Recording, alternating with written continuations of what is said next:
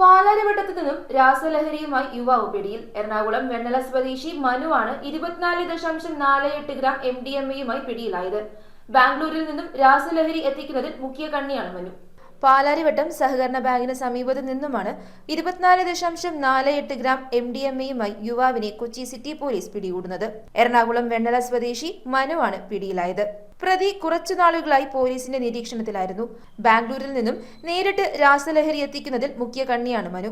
Kochi city police commissioner Putta Vimaladitya IPS-ന് ലഭിച്ച രഹസ്യ വിവരത്തിന്റെ അടിസ്ഥാനത്തിൽ DCP-മാരായ അശ്വതി ജിജി IPS, ജുവനപ്പടി മഹേഷ് IPS എന്നിവരുടെ മേൽനോട്ടത്തിൽ narcotic cell assistant commissioner KA Abdul സലാമിന്റെ നേതൃത്വത്തിലുള്ള കൊച്ചി സിറ്റി ഡാൻസ് ഓഫ് ടീമാണ് പ്രതിയെ പിടികൂടിയത്.